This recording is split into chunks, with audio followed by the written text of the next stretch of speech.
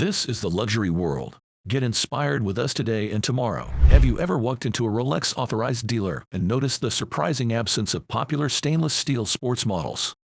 Despite the array of other stunning Rolex watches on display, the most popular and in-demand watches are nowhere to be seen. There is a reason for that, and it all boils down to a little-known agreement between Rolex and its authorized dealers called the 70/30 rule.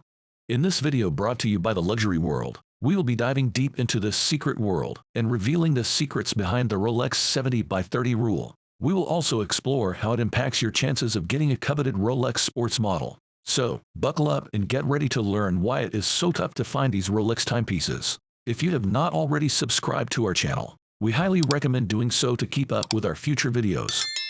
Diving into the world of iconic Rolex watches might seem overwhelming at first, but there is no need to stress. That is exactly why authorized Rolex dealers are there. Have you ever heard of the 70/30 rule? It is a surprising guideline that might make you rethink your approach. These experts are like personal tour guides, armed with insight, know-how, and the secret sauce that makes choosing your Rolex more thrilling than stressful. They will walk you through the options, explain the minute details of each watch, and help you select one you will be proud to wear for years to come. Have you ever walked into a Rolex store and noticed the abundance of elegant Datechists, but hardly any of the high-demand sports watches? There is a clever strategy behind this, known as the Rolex 70/30 rule. For every 70 non-steel pieces like the Oyster Perpetual that sell, dealers are allowed to offer 30 of the coveted sports models. Many of you might wonder how these dealers become the go-to spots for securing some Rolex luxury. It boils down to a strict contract with Rolex. Not just a simple handshake deal, but a detailed agreement outlining what they can and cannot do. Rolex is very selective about who gets to display their watches, bestowing the title of authorized Rolex sellers to a chosen few tasked with maintaining the brand's luxurious vibe and appeal. As Rolex secondary market prices decline, the appeal of speculating with these watches has diminished. Consequently, fewer people are purchasing them for speculative purposes, resulting in more availability for enthusiasts who appreciate the watches for their intrinsic value rather than their financial potential. To keep things exclusive and top-notch, Rolex limits the number of these authorized dealers. If you're looking to get your first-hand one of these coveted watches, you will have to visit the jewelry stores or a certified Rolex jeweler. However, Rolex does not just hand out this title lightly because they enforce strict standards, and any retailer that fails to meet these standards could be cut from the prestigious network. But do not worry, if one store slips up, it will not tarnish the reputation of other stores under the same banner, thanks to some savvy structuring in their contracts. We all know that Rolex represents the pinnacle of luxury watchmaking, celebrated worldwide as a symbol of success and elite status. However, with such fame comes a host of myths and tall tales about the brand. For some time now, Rolex has been tightening its retail networks, causing many traders to lose interest in stocking their watches. This move cleverly generated hype around their products, making their watches more coveted than ever and skyrocketing their value. Generally, people buy a Rolex to signal they have made it big, displaying their success and financial clout. Let us take a closer look at how Rolex and its authorized dealers manage the stock of those highly sought-after watches. Every year, dealers must play by Rolex's rules, ordering only what Rolex decides to send them. You might think that getting your name on the waiting list at your local authorized dealer brings you closer to your dream watch, but your position on the list may depend on how valuable the dealer considers you. If you have spent a significant amount there before, you might find yourself moving up the list more quickly. Despite this insider play, predicting when you will get your desired watch is like trying to forecast the weather without a prediction. Rolex operates on its mysterious schedule, sending out watches when it chooses. For dealers, receiving their annual shipment from Rolex is similar to playing the lottery. They place their orders, but they do not know what they will get until the boxes are opened. So, if you ask your dealer about upcoming watches, do not be surprised if they cannot give you a clear answer. They find out what they are getting right along with you, adding an element of mystery to the process. Interestingly, Rolex does not even finalize who gets what until after the watches are shipped. When it comes to stocking these luxury timepieces, dealers are at Rolex's mercy.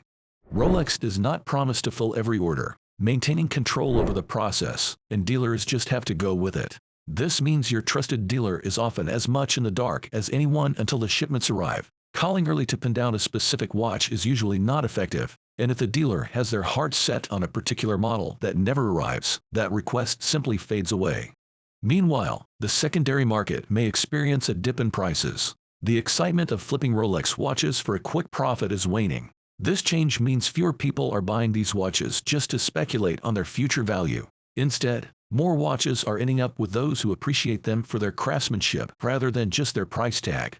Now, let us delve into how Rolex maintains a tight grip on its distribution channels. A key part of their strategy is enforcing the manufacturer's suggested retail price or MSRP. Authorized dealers are required to sell at this price, ensuring consistency and exclusivity across all outlets. Dealers tempted to hike up prices risk jeopardizing their relationship with Rolex. This pricing policy often sparks discussions and even some drama within the industry.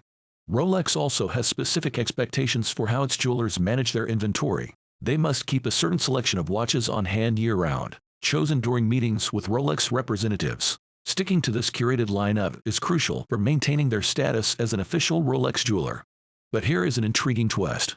Rolex does not just oversee things from a distance. They have the right to conduct surprise checks. They can review sales and warranty records or even do a full inventory sweep to ensure rare models are where they should be. This part of their agreement allows Rolex to keep a close eye on operations, fueling debates among critics who find the luxury watch world a bit mysterious. Additionally, Rolex holds exclusive rights to any watch given to its dealers. If a dealer considers shutting down, stepping back from selling Rolex watches, or facing financial trouble, they cannot just offload their stock elsewhere. This rule helps Rolex control its timepieces and prevent them from flooding the secondary market. If a dealer tries to bypass this rule and sell the watches to someone else, they must pay the full price, and Rolex can buy them back. This gives Rolex the power to sever ties with any dealer or jeweler for distinct reasons, such as dabbling in the gray market, failing to meet order expectations, or wanting to change their business model. Essentially, Rolex sets incredibly exacting standards, and the extensive list of rules their dealers must follow is crucial for maintaining and enhancing the brand's prestige. This approach has its pros and cons, creating a delicate balance that dealers must navigate carefully. It is not just Rolex using this strategy. Other luxury brands like Audemars Piguet and Patek Philippe also maintain tight networks. However, Rolex stands out for having the strictest control in the luxury watch industry. It is important to note that the 70/30 rule is not confirmed by Rolex, and there can be variations in how it is applied. However, it explains why those coveted sports models can be so difficult to find at authorized dealers.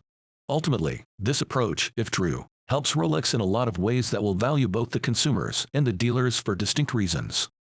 And that concludes our in-depth exploration into the realm of Rolex's authorized dealers. We hope that we have provided some clarity on the mysteries surrounding them. What are your thoughts on the topic we shared in this video? Please let us know by leaving a comment and giving it a thumbs up. Do not forget to subscribe to our channel for future updates. Thank you for watching Luxury World, and we eagerly anticipate your participation in our upcoming videos.